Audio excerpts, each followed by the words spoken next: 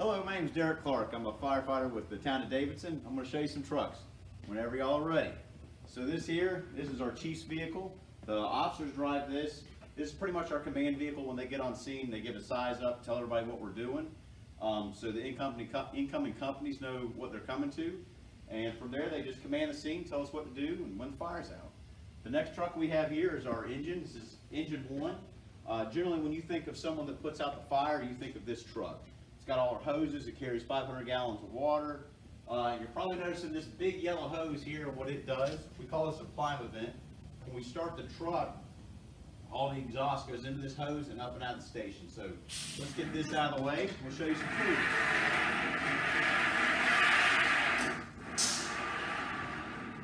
So this is just a little pull handle. You pull this out, up it goes. We got some hose in here. We use this for what we call a standpipe. If we got to go to a really big building, there's a pipe that we can hook these hoses to. And this bag here has got some tools in it that we use to help us out with that.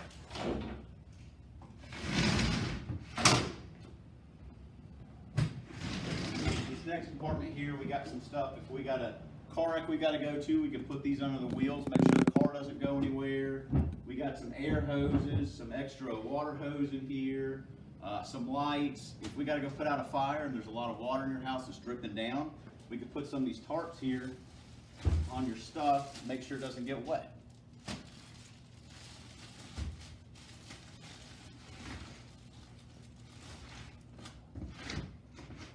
We'll come back to that. Some more things we have in here. These are our tools. This here is a pick head axe. Most people think this is what we use all the time, but we don't really use it that much.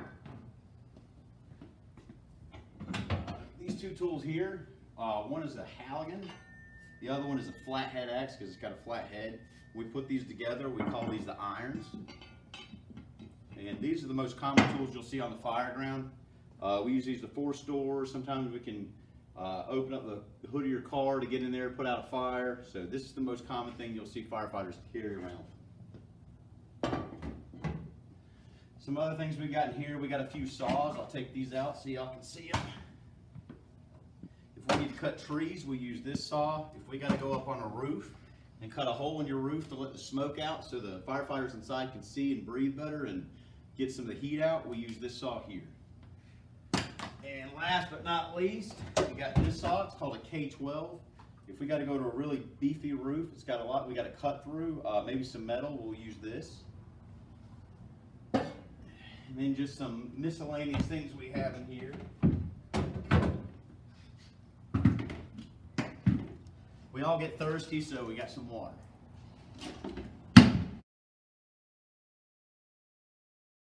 All right, so here we call this the pump panel. So whenever the firefighters in the back of the truck have to go and pull hose off the back of the truck, we usually have a number or a color that we pull off the back. The hose that we get, the engineer who drives the truck and sends us the water and everything is going to see what we pull. He'll come up to here and he'll open up one of these wheels, and that actually gives us water from the truck to go all the way to our hose so we can put the fire out. This big thing here, we hook this hose right here to it. And then we hook the other end of the hose into the hydrant. When we turn the hydrant on, it puts more water in this truck. Because again, it only holds about 500 gallons. It takes a lot more than that to put out a house fire sometimes. So that hydrant gives us plenty of water to do what we need to do. In this compartment, our engineer, he keeps his gear here. We've got plenty of other nozzles, adapters, things that we might need on the fire ground to help us put out the fire.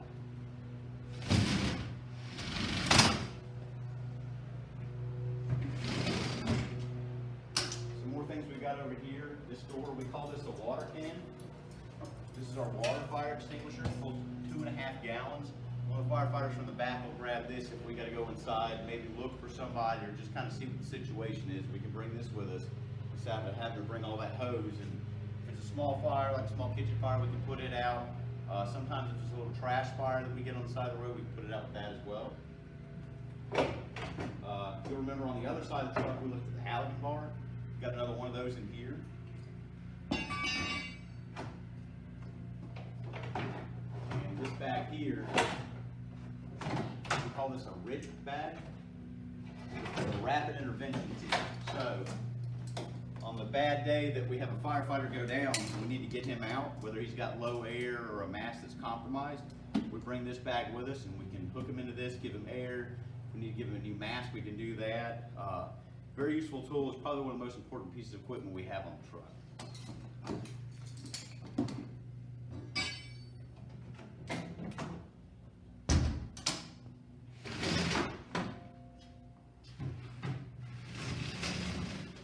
In this compartment here, we have a few things. These are our medical bags. This is probably the thing we use most often on these trucks.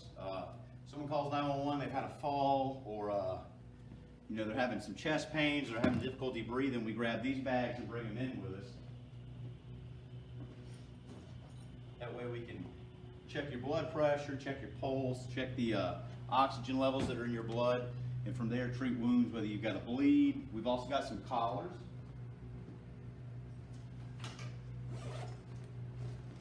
We call these C collars, and what they do is we'll put these around your neck if you've been in an accident or a bad fall. It keeps you from moving your head around too much.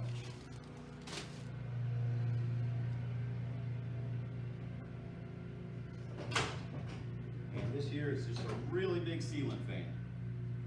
If we need to get some smoke out, whether you burn some food or maybe you've had a house fire and we need to get everything out, this is what we'll pull out of the truck. This one's actually got a battery that it uses, and it's also got what we call shore power. So if the batteries are dead or they're not working, we can grab this line here, take it inside, plug it in, and we got all the power we need. This here's our tanker. I know we talked about earlier whenever we have to hook to a hydrant. Well, some of our area doesn't have hydrants, or they don't have good hydrants. So what we do is this truck here carries 2,000 gallons of water. Also carries 100 gallons of foam if we got to go somewhere that water's not going to work. But this truck will hook in just like a hydrant would if we need to feed it that way. The other option that we have is we got this thing called a drop tank that sits in these. We got one on each side. The drop tanks hold about 3,000 gallons of water. So we bring that down, set it up just like a giant swimming pool. We have a chute back here and we can empty all the water out.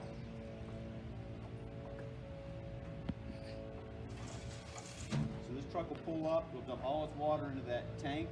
It'll drive off, the next truck will come up to it and do the same thing. We call that a tanker shuttle. And that's again for areas that we don't have very good hydrants or we don't have any hydrants, that we need water, we need it now, we need it fast. This truck here is our ladder. It's a 105-foot ladder. What that means is this big aerial device on top goes to 105 feet in the air. Some tools that we've got on the front of the truck, we got 2 New York hooks. One of them's got a different end than the other. We use these if we got to go on a roof, and after we cut the hole, we got to punch through your ceiling, so we can use that. We can also use it to reach things that we wouldn't normally be able to get to if you're like me and you're short. So it's a pretty friendly tool. Working down this side of the truck, it's also got a little bit of water on there.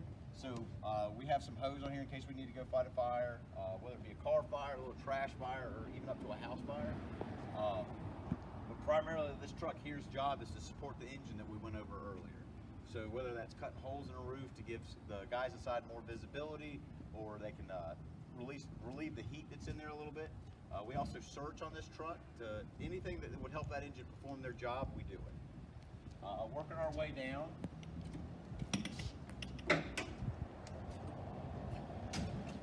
Some of the things that we had earlier on the engine, we've also got here, we've got this rip bag, we've also got some fans.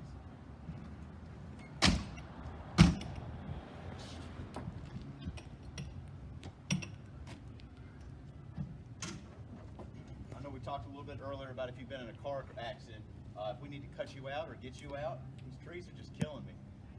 We got some tools here to help stabilize the vehicle so we can work better, or we can keep the patient inside a lot safer by keeping the car from moving. Working with that, big tool that we use here, this tool here is called the First Jaws of Life. Jaws of Life is actually a brand name, kind of like Band-Aid or Kleenex, but most people just refer to it as the Jaws of Life. We call these the spreaders. They open up to about 32 inches.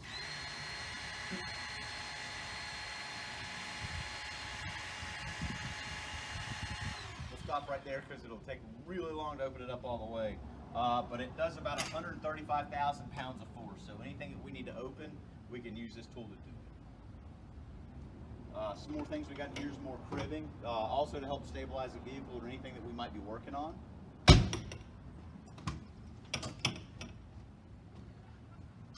We've also got more of the saws that we talked about earlier that are also on the engine, and some more hand tools that we might need to use to perform our job better.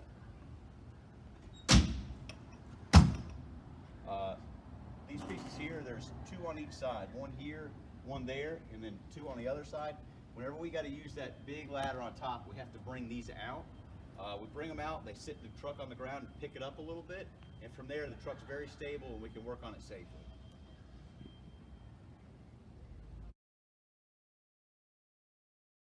QRV2 stands for Quick Response Vehicle. Anytime we've got someone that's maybe running the woods or on some of the greenway trails, if the big trucks can't get to them, we use this to get there.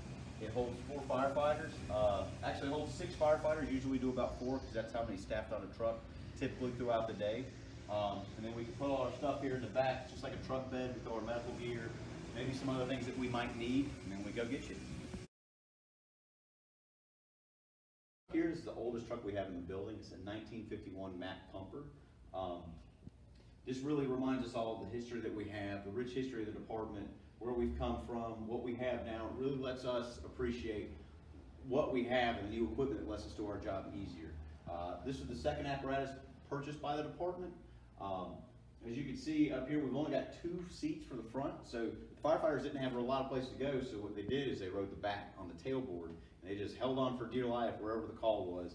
Whether it was hot, cold, or whatever was going on, you just bend your knees a little bit and hang on for the bumps. Some of the lights that we have here, they did just what the trucks do now. They're just a little bit older, they operate a little bit differently. But again, keeping this here really shows us where we've come from. We've come a long way, and it really lets us appreciate the equipment that we have now. So we figured this would be a good way to end the tour. I hope you've learned a lot. Again, we're here 24 hours a day, so if you ever got any questions, stop by, and I hope you had a good tour. Thank you.